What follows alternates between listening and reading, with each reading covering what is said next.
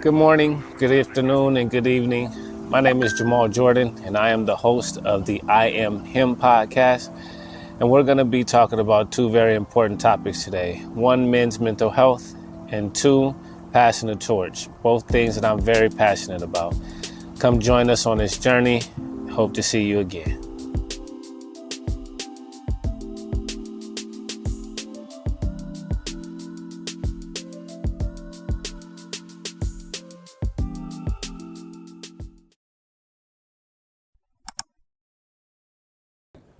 Yo, so glad you could be with me today, because I'm about to throw us a party.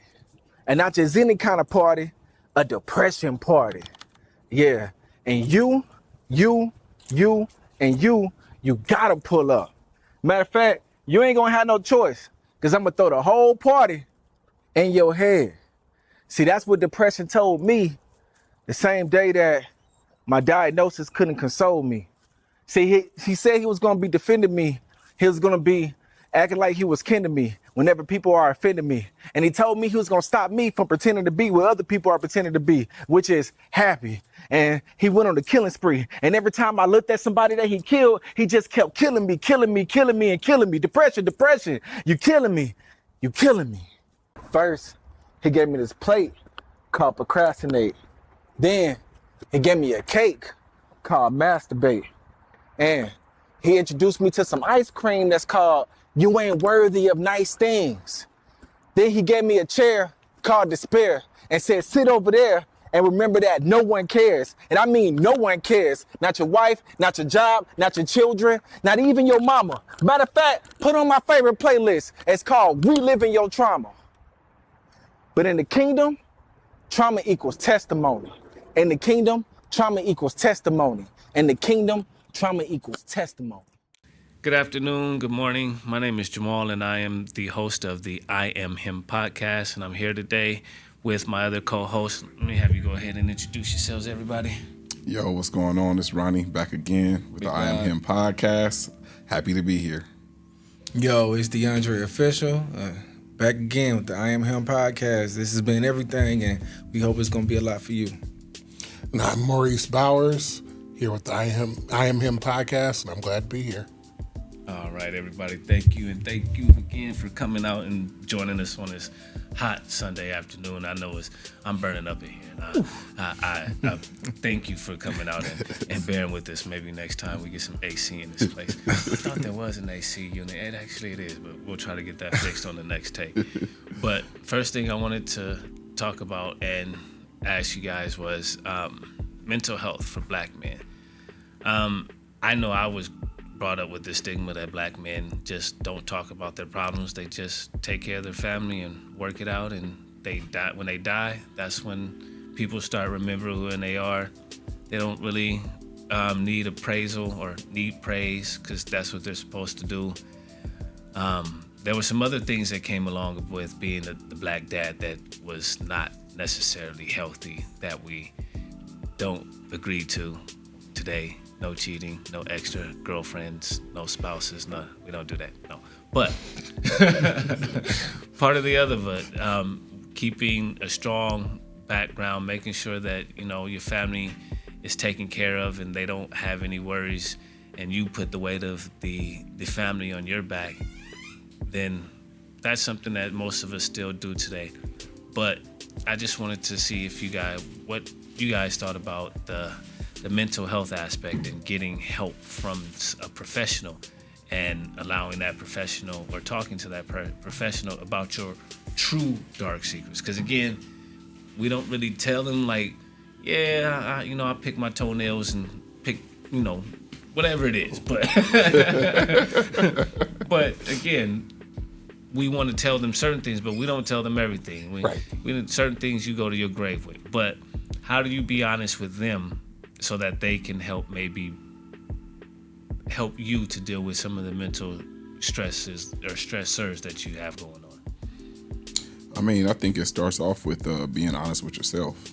So you have to be able to look in the mirror and discuss certain things with yourself that has happened throughout your life. I mean, honestly, I just had a time, I came back from Mexico with some friends, and some stuff was revealed to me at 41 years old, and they were telling me that, dang, like they're sitting up here listening to my story. They're like, dang, this explains a lot about you. Like, you're unhealed, bro. And I'm like, what are you talking about? I'm healed. I'm good. And it's like, who you like, bro? Like, what you mean healed? What you mean? I'm straight. Like, you know what I mean? And they listening to me like, you went through that, this, and that. You're not healed, and it shows in the way you live. And I had to really think about that. And I was like, I've never had counseling, never had therapy, never did it on a professional level. And like you said, we've always been deemed to, you know, be the strong piece historically. I mean, we built this country on our backs. Mm-hmm. You know, we were dragged from, you know, the motherland into here, you know, to do certain things. So it's like, I believe that, you know, we're deemed to do it a certain way. So now when we talk about actually opening up and talking about it, I'm looking forward actually to, you know, doing that in therapy, because I think you can unpack a whole different side of yourself if you go ahead and get through that. So so you actually look forward to therapy? I do. I wasn't always for it now. Okay. Now, you know, I forgot about this. My mom passed between my 10th and 11th grade year, and they tried to throw me in therapy with the school, but, you know, I'm 15. I'm trying to hear that shit. So, you know, again, I wasn't receptive to it then. So, and I didn't think I needed it. I'm like, you don't know nothing about what's going on, and, you know, but when I'm at 41 now, and I know a couple therapists as well, and been around them in their sessions sometimes, and I'm like, I'm looking forward to actually sitting there and talking about everything that I've been through and everything about myself, so I can see if I can get a better understanding. Because I think there is some things that we don't quite understand, and I think it can help us going forward. I've never been married before. I look forward to one day being married, and I see why. I wasn't ready. You know, I'm still not ready. You know, that's why people ask you, 41, you single? Yes, I wasn't ready. I have to deal with myself. I have to deal with myself, learn myself, and heal from all of these things that I've been through in order to go forward and lead somebody. So I'm actually looking forward to it. I think it's important for our mental. We can't keep things in our heads. We're not God. Mm-hmm. You know, we're not Jesus Christ. We're not half man and half God.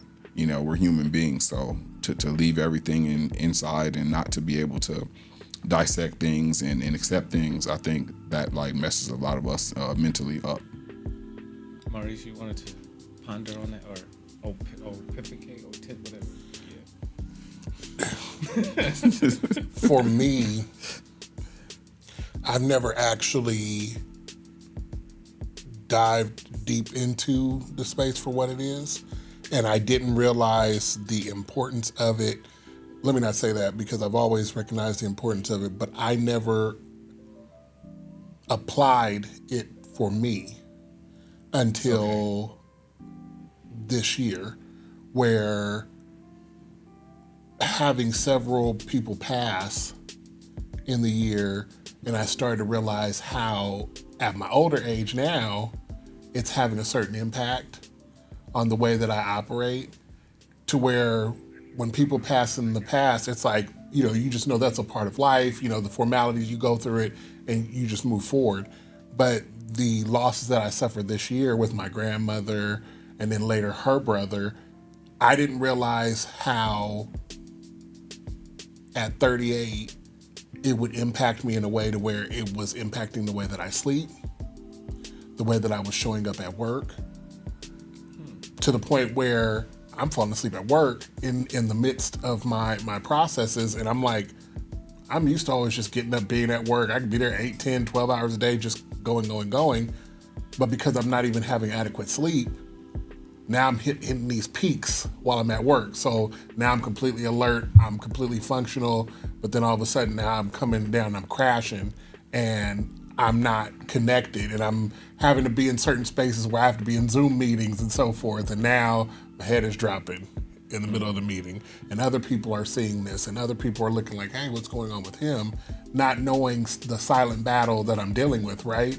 So, right, like, what's going on with him? You know? So, right.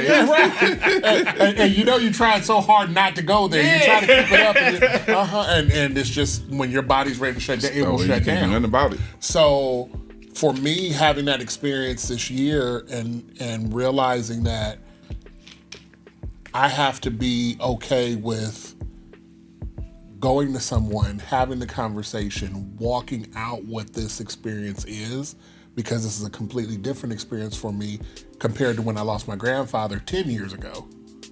And just looking at that span of 10 years, when he passed, yeah, of course, went through grief, went through all of that, so forth, but it didn't have the same impact as my grandmother passing now.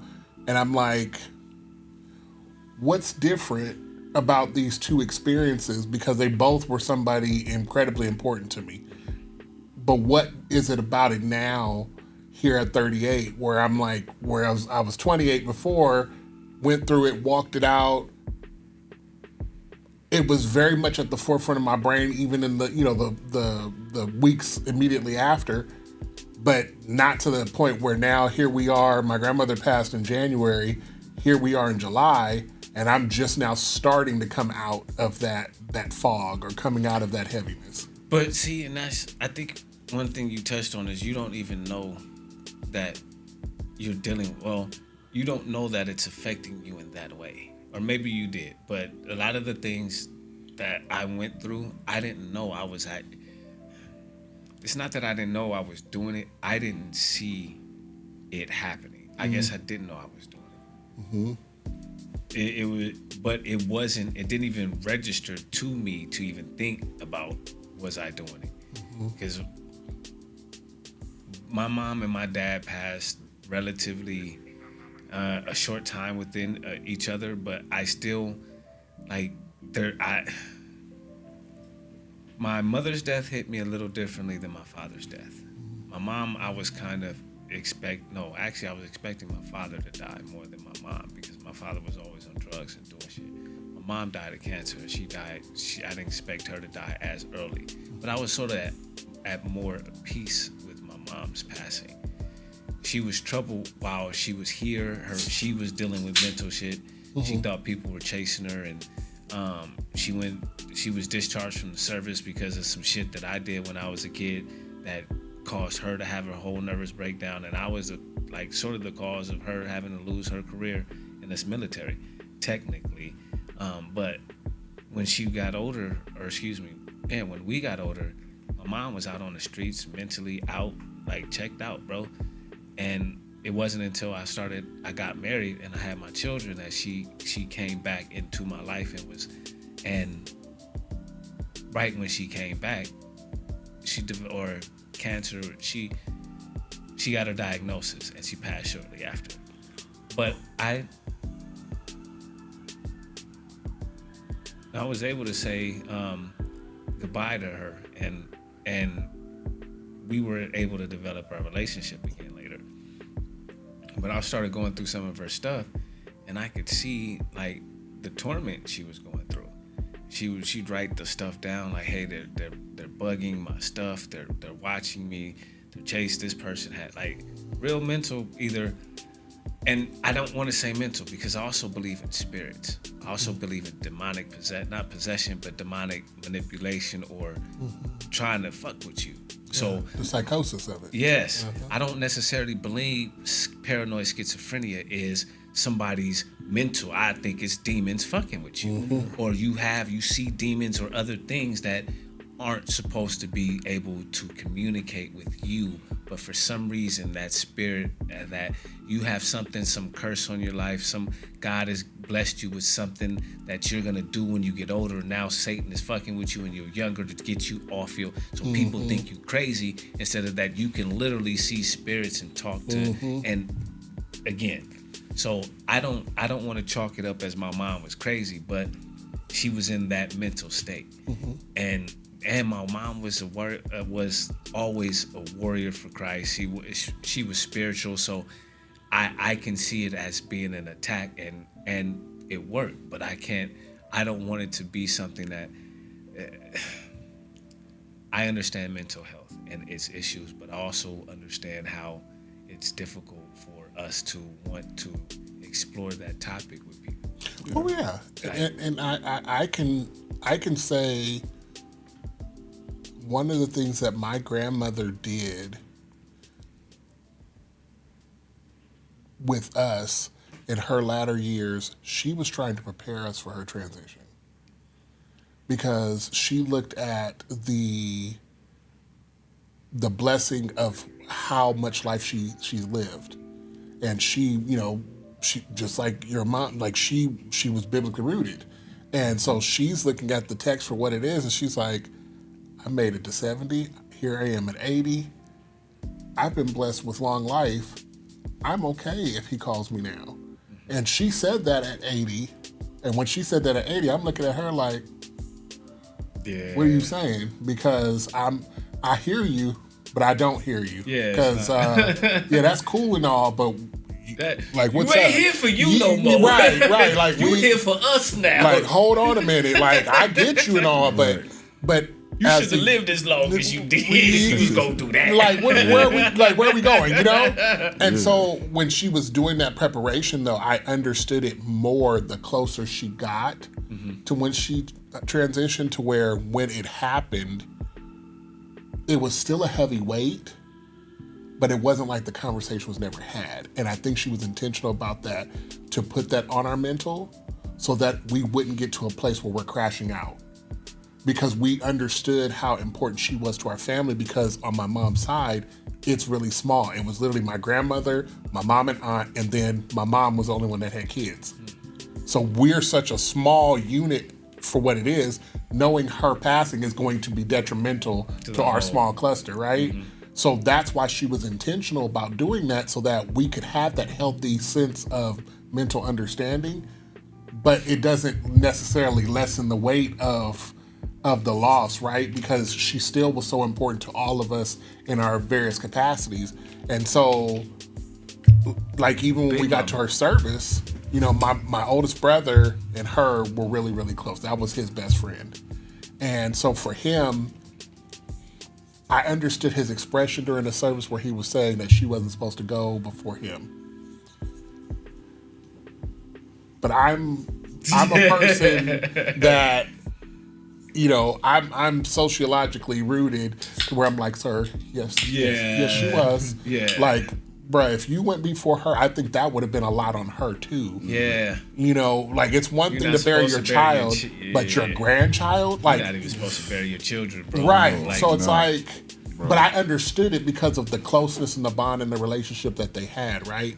But that's why I say with her being as strong as she was, and her intentionality of wanting to give us the type of peace that she had with where she knew that she was going, I understood it, I received it, but I guess in the back of my mind, which is probably why I've had the sleep problems and stuff, I understood it, I heard it, I tried to make peace with it, as she kept having the conversations, but I guess when it actually happened, it's like, oh, we're here now. Yeah. We're really here now. Like, there's no turning this back. We can't rewind this. We can't do this over. Like, we're here now. And so, January 6th is a date now compared to for you. It's completely different for me compared to where the world looks at January 6th. Mm-hmm. That date for me now has a complete different significance, because my birthday's the 14th of January, my mother's is the 17th. So we immediately had to go through our first birthdays. Dang. We had to go through Mother's Day. We had to go through all of these first already, and how that's been impactful for us. Expecting to look at your phone. Yeah, to pick up the phone, still trying to oh, it's Father's Day. Let me call. Oh, I can't call my. I can't call. I can't do this. But you know what I mean? It's like those things that you know, you get those random text messages from her like, "Hey, grandson," and it was just the way that she would say, "Hey, grandson." Could nobody else say it like her? The way that she would say it, I knew whether it was in a text message or if she was in a voice message. I knew that sense of love, that exchange, and you know, to have my phone in my hand all day that day, and the only text message I didn't get was from her. That hit different, and so I began understanding, like I said, when people were taking the time to have conversation because they're seeing me, you know, falling asleep at work and like, hey, what's going on? I'm like, you know what? I can't hide this. I have to be honest with what's going on. The truth of the matter is my grandmother passed, and I can't sleep right. Like this is Still a problem for me. This is my issue. This is where I'm at. And, you know, maybe I should have immediately gone into therapy to have that conversation and to work that out. But you don't even, as I was saying, you don't know. You don't know. You even have to deal with this. No. And it wasn't until someone came to me and was like, hey, I saw on a Zoom meeting. I'm like, oh. I mean, the world is so on a go. Like, they don't even acknowledge mental health. Let them go. But it's like your job, bereavement, they give you 3 days. I need more than 3 days to, you know what I'm saying, to deal with what's going on. Yeah, I didn't even get to stop working in the middle of that. I had to, my grandmother, and that was another thing she did because she was one of those people that planned everything out well in advance. She had me come to her house a couple years back and share with me, hey, I want you to do my obituary. Wow. Now, not only is that a tall task to take in, but she wrote her own obituary. Y'all ain't getting up here telling you my story. Hey, that's good. I'm finna tell it for myself. When I say my grandmother, it was to be studied in the way that she went about doing things. It was like when she passed, everything was already written. Like it was literally in a book. Like all you had to do was open it up, and it's like if you go to page 1, flip to page 2. Like she literally had everything to that extent. So when it was my task now to do this obituary, I'm having to do this while I'm at work, not on bereavement time.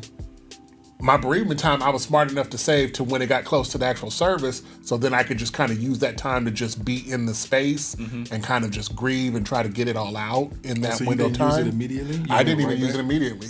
Wow. I took a sick day the day that she passed because when she passed, it was on a Monday.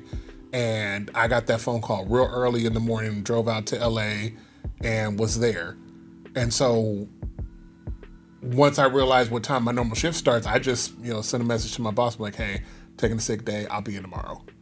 Took another sick day because I'm like, I know I can take up to 3 without a doctor's note. So took a second sick day.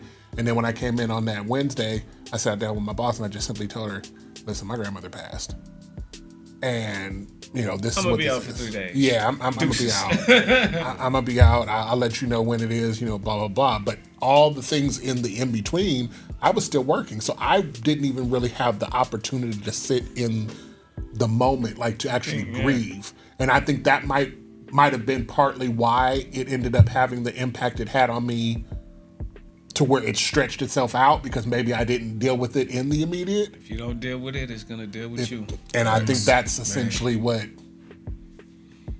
that's the lesson that I'm coming to learn, because I didn't deal with it right then.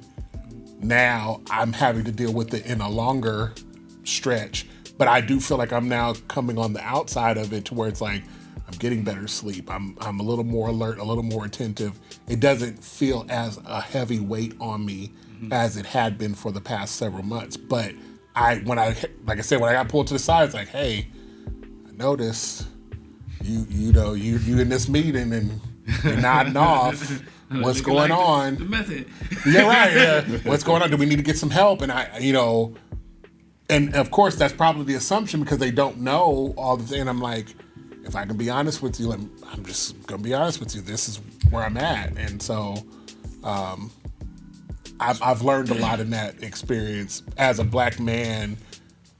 Holding that in wasn't necessarily to my benefit. Right. But I still go back to, I don't think we know we're in it. I think we're so preoccupied with just moving forward that we don't see it on ourselves, or we don't see the effects that it's having on us until again it deals with us.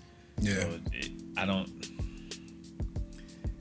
That's again, how do we know when to seek help, or when like our women tell us to go ahead and talk to them? How do we know what we need to talk to you about sometimes? Like, shit, I'm just going through life. This is life. This is life, Life yeah. is life, and so I'm not.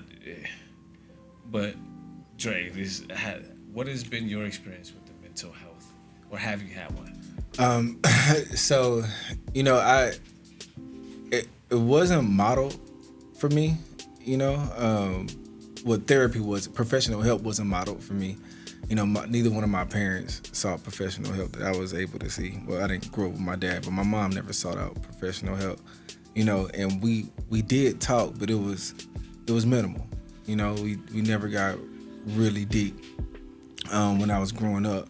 And I kind of, as a child, I kind of took solace in, like, you know, poetry and songs and stuff like that, like artistic outlets. And so as I got older, I knew the need for it, and I'm glad you brought up spirituality, because originally I thought that was all I needed once I started getting closer to God. You know, I'm an ordained minister, so I have counseling sessions with people, married couples, one-on-one. I was doing all that. And I really did. I knew people needed to talk to somebody, but I thought the spirituality was all you really needed until maybe 2019 to 2021. In 2019, my grandmother died.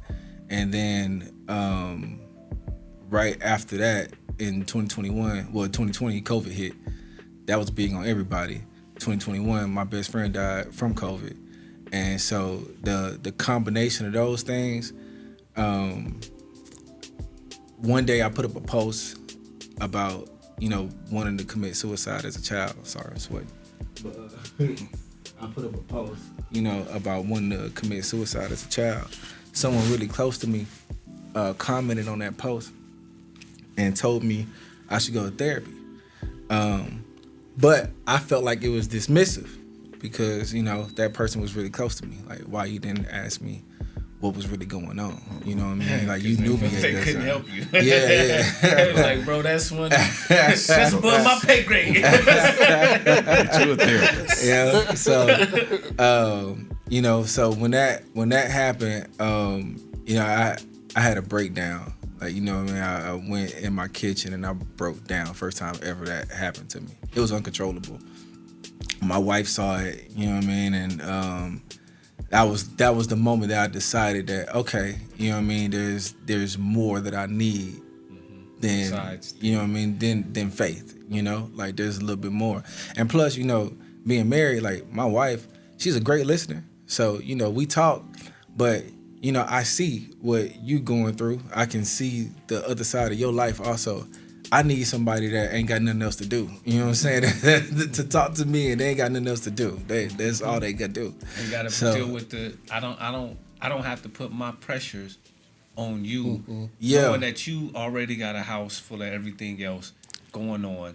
And that's part of the other thing that we don't want to do. We know that we you know got that. a handful Yeah. already. Correct. How are we supposed to talk to you about our problems and put more weight on you? And we're the ones who's supposed to be taking Believing the in weight you. off Yeah. of you. Yep. Exactly. Like Exactly. we don't want to tell you stress the fuck out as it is. But I'm sorry, my man. Finish, because Nah. I'm So, you know, but you're right though. You're right. That's exactly what I saw. Was like, okay, you know, I can't put this extra weight on you when I'm supposed to be leading you. And don't get me wrong, like I said, she's a great listener. So it's good to talk to her, but I needed something else. And so I'll say when I actually started to go to therapy, the first thing that it did was it started to give me language for certain things. I feel like I already, you know, can go at confrontation. I'm not passive, but it gave me language on how to assert myself in certain other situations. You know what I mean? Like I gained new language of how to talk to myself in order to not feel small in certain situations. You knew what they were trying to tell you. Like when they was like, you should do this. Like I already know that, but they gave you a way to actually execute it. Yeah. To do it and to make it real for you. Yeah. And so that helped. That helped a lot. And then of course, the trauma side, like, I spilled out a whole lot. Well, like day 1, day 2, like, I said a little bit. Day 3, I was crying. Day 3, it was like she broke me down. Like, okay, I had to give out everything. And then, I found like real simple, I'll say real simple phrases of closure from like the relationship that I did not have with my dad. And when I say simple phrases of closure, like we had one session where therapist asked me like, okay, well, if he was still alive, like what would you want him to say to you? And I said, well, I don't know. It's just like, well, what has he never said to you? It's like, there's a lot of things he never said to me. But you know what? Go down the list. Right. But when it just hit me like in the moment was like, oh, I never heard him say like, I'm proud of you. You know what I mean? Like I never heard like, you doing this? This is cool. I want to support this. I'm proud of you. I never heard that. So I was like, but being able to say that back out loud made me. It's not that it dismissed the pain from it, but it gave me control over it. It was like it doesn't have to pull me down anymore because that's all I wanted, and I can use that now for my children. You know what I'm saying? So I don't have to be dragged down by not ever hearing that. You know what I mean? I'm proud of myself now. All right. So that, but then therapy helped me out with that though. And even in my relationship, in my marriage, it helped me be able to be a slower listener. You know what I mean? Helped me be a slower listener and helped me allow me to be able to, like I talked about that language when it comes to her, being able to state exactly how I feel about what you just said. I can articulate it now. You know what I mean? So did it help you understand yourself, or was it a way for you to help bring out what you need to in your everyday? So for me, a lot of the things that they were telling me in therapy, when I first started therapy, I felt like I didn't need it. One, because especially if you have any kind of education, a lot of the stuff that they teach you in college is like the same shit. Like, how do you feel? Why do you feel that way? Mm-hmm. Like, it's really a way to get you to think about the situation and what it is that affects you in that. And I already kind of do that with it. And so I didn't have that part of, I was like, damn, this doesn't help me. What it helped me to do is actually understand and reflect on why I was doing certain things. Mm-hmm. Not why, but because I know that if you're trained in this, that, and the third, and if the brain and your Pavlov, I got all of that part. But why for me? What was the trigger of why I kept? Is again, I'm in 40, I was like 45, like, dude, you've only had maybe 1 or 2 jobs that you've been on for more than a year. Why is that? Like, is it everybody can't be fucking hate Jamal Day? It can't be everybody don't like Jamal. And so part of this is your fucking problem, bro. Like, you've only had a couple jobs. Not part of my job is I'm a traveler too, but the ones that I wanted to keep, I couldn't. So there was something, either you were doing something self-sabotaging, you liked the job, but something in the back of your head said you didn't want it. Whatever it was, caused you to have the relationships that you have and burn the bridges that you've burned. So what is it that is causing you to do that? And that's what, like, therapy helped me with. But again, a lot of it is that, to me, in the beginning, it was, I'm like, let's hurry up, because I had to keep going. I had to go through different therapists, like, because the first week is they're getting to know you and who you are, and I'm like, let me just break down who I am after a few. Like, I already know the first couple of sessions. All we're gonna do is talk about who I am and why I do shit. So let's get that out the way now. Right, yeah. So I ain't spending $110 each session for you. Just is that right? I don't want none of that, bro. I need you to tell me how I do this to stop talking so goddamn much. But how do we even get there if we don't know if that mental health professional is the proper fit for us?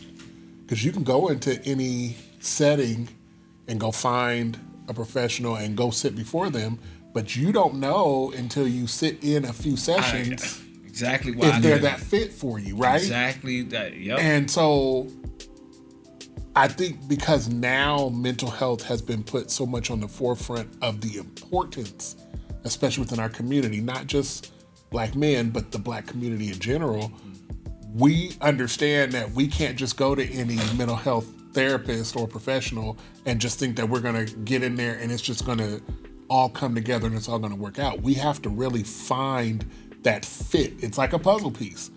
If you don't have that right practitioner that you can feel comfortable enough to share who I am, you know, the inner parts of me and why this and that has happened, you'll just be spending that $110 a session and not necessarily feeling like you come out. But part of that also I think part of the thing that helped the Black community was the fact that we didn't need to go to a therapist for every damn thing. Like, that's why we weren't jumping off the buildings in the 20s when the stock market crashed, because we already knew that kind of stress, and that, like, not having nothing was nothing for us because we already didn't have nothing. And the ones who did have something knew what nothing felt like, so it wasn't like their life was over when they went back to nothing. Well, this is true, but I think with the weight of the time has changed and the demand on us has changed. And I feel like more in our community, we oftentimes are having to do so much more just to be able to provide the security for our households. So if you are a person who has a wife and children at home, you know that you can't just do any old thing. You have to do enough that's going to, you know, make sure that it covers your household. So if that means you have to have 2, 3, 4 jobs, you probably aren't getting the adequate amount of sleep or rest that's necessary for you to be at your optimal, you know, who you are, who you know you can best be. But I think when you look at it, when we're talking about our community, and that's not to say that everybody doesn't work. We all, clearly, everybody's working. But when you look at our community for what it is, even if you're a single person, if you look at it, especially in today's day and age, you can have a job making nearly $100,000 a year, and that sounds good on paper. Yeah. California? Now in California, I mean, that's. don't mean But a what's damn crazy thing. is that 20,000. I know people who make that 20,000, and I used to be one of them. And I look back now, it's like, oh my God, I can't believe I only made $20,000 a year. Only. Right. At one point, How did I get by on that? Exactly. right. Like, And then when you grow, you get, you know, to the 100,000 bracket or $200,000, whatever it is. I'm saying it from a person who works in higher ed. And so when you work in higher ed, you tend to know that your income is a little bit better than standard. And so I know that I'm blessed with what I earn, but even with what I earn, I'm still not able to provide a roof over my own head. So it's like, I know that I have stress to I go. was telling you about that. Bingo. You always, every day of the week, somebody. That's why I told my wife on my birthday, I just want to be left the hell alone. I don't want nobody or nothing calling me, asking me for nothing. But she before she didn't understand it. She was like, "That's so rude." I was like, "No, 364 days out of the week, my day is consumed. I'm pretty sure yours is too. But 364 days of the week, my day is consumed with how am I gonna feed my kids? How am I gonna make the next dollar to get bread on the table? How am I gonna protect my daughters in this world? How am I gonna get my sons?" And I know you're thinking that too. I'm not saying you're not. But for 364 days out of the year, that's my thought process. And the one day out of the year where I'm not expected to do. Valentine's Day, I'm expected to do something for you. Your birthday, I'm expected to. Christmas, holiday, I'm expected to do something. On my birthday is the one day that every is universal. Is supposedly your day. You can do what you want to do on your birthday. Correct. And all I want to do is do nothing for one day out of the year. Not a damn thing. Not think about nobody but myself. Not have to worry about somebody's health but my own for one day out of the year. And then when I'm done, I'll go back to being super dad. But right now, all I want to do is be by myself. She gets it now. It took a lot, and it was a big fight. But like, it's my sons understand now.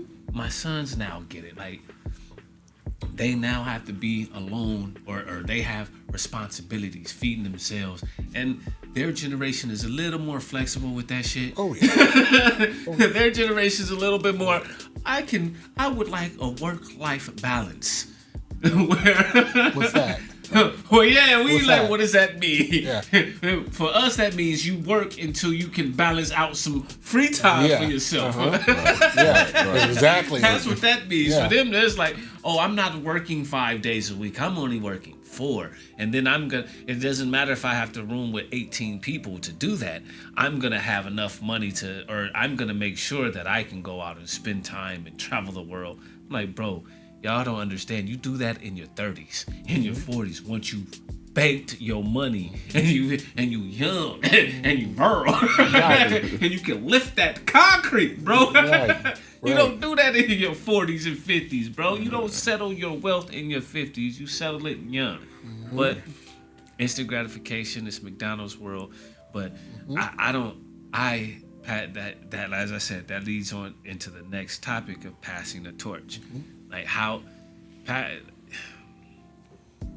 my children tell me I didn't teach them anything growing up.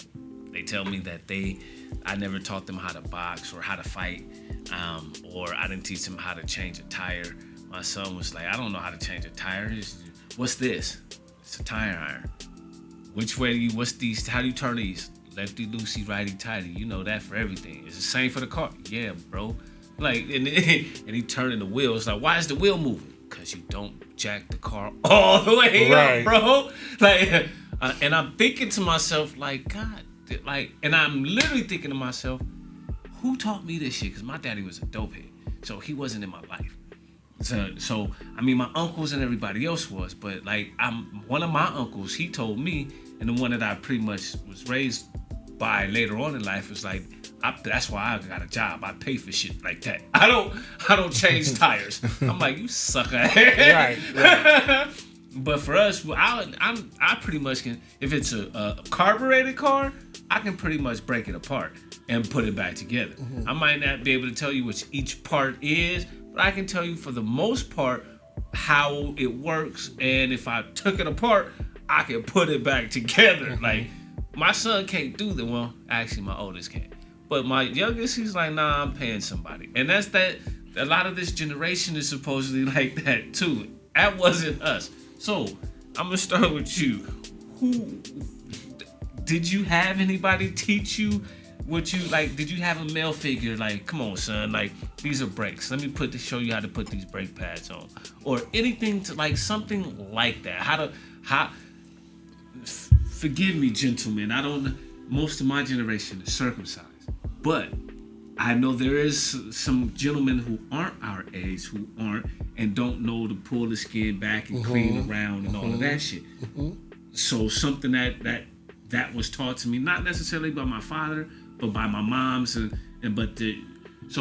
but as a father now, I had to teach my children that. Correct. So it was something that I had to pass on to them. Like, I'm not trying to embarrass y'all, son. Like, So,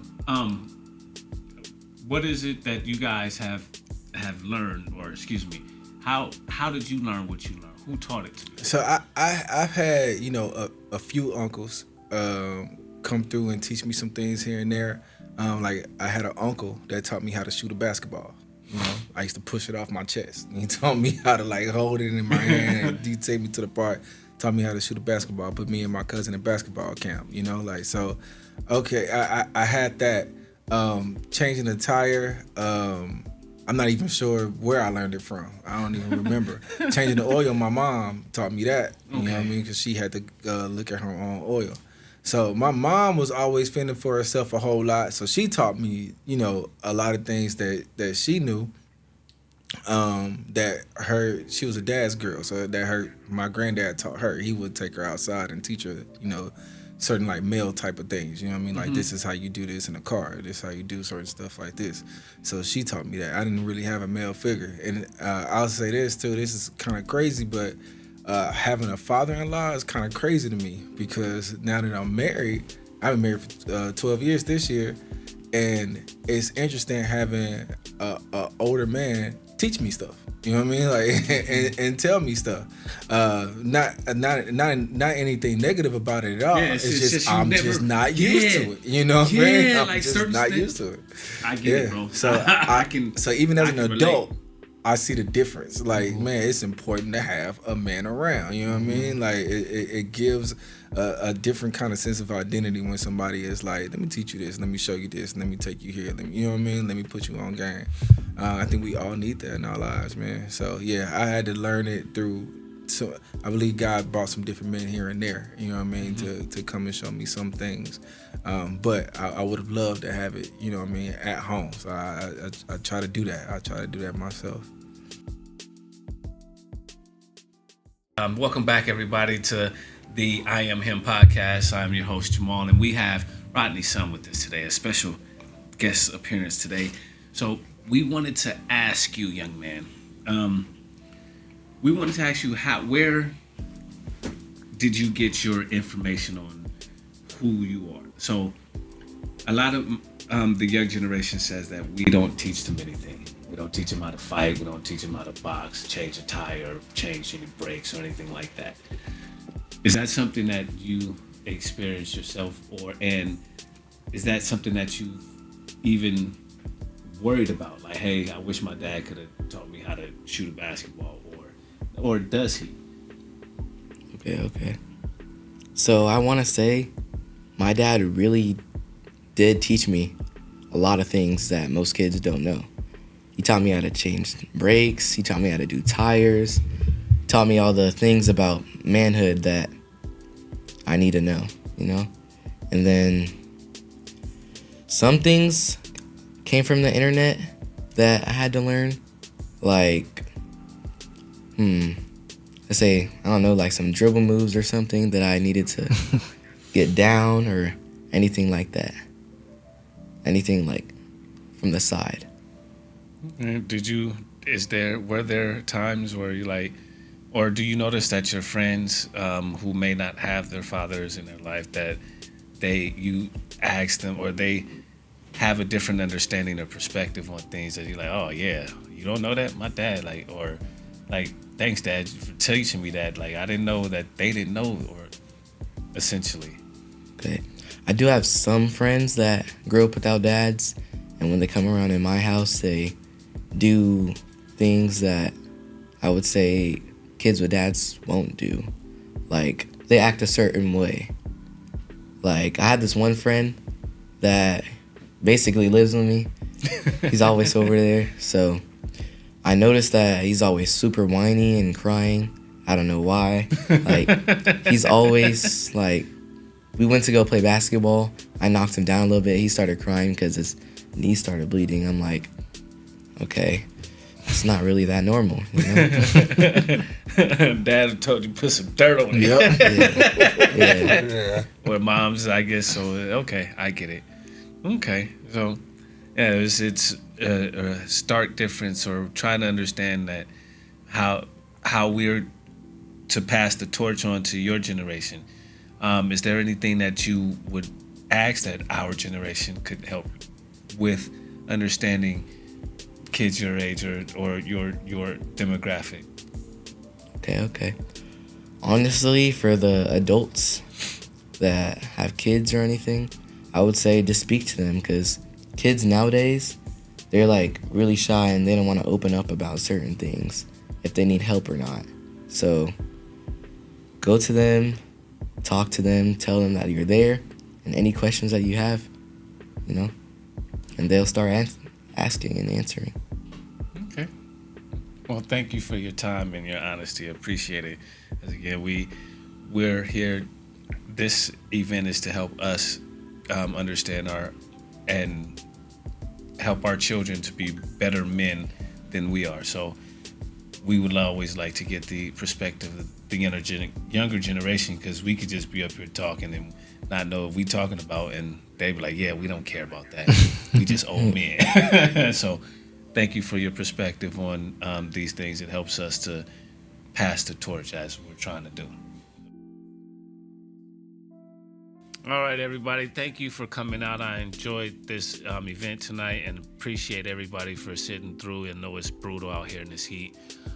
My name again is Jamal Jordan, and I am the host of the I Am Him podcast. And I wanted to say thank you to our special guest. What's your name again, young man? Ronnie Howard III. All right, where can they reach you at? Any of the emails or Insta snots and all of that good stuff? All right, you can reach me at getlike.extra Instagram and RonnieHoward843@gmail.com. All right. Thank you, everybody, for joining us, and hope to see you again real soon. Good night. Good night.